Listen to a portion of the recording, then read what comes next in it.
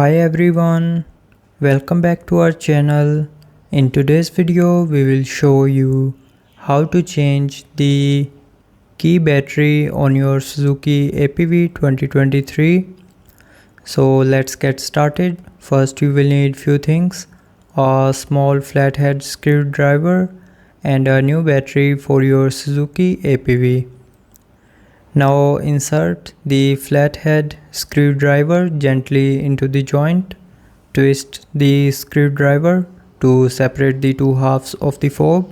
Be careful not to use too much force. Now step 2. Once you have opened the fob of your Suzuki APV, note the orientation of the old battery before removing it. You will need to place the new battery in the same way. Now step 3.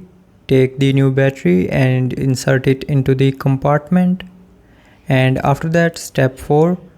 Snap the two halves of the fob back together. You should hear a click when it's securely closed. And then step 5. Test the key fob to make sure it's working. You can do this by pressing any button and checking if your Suzuki APV responds. So by this method, you can change the Suzuki APV's key fob. If you have any questions or need further assistance, feel free to drop a comment below.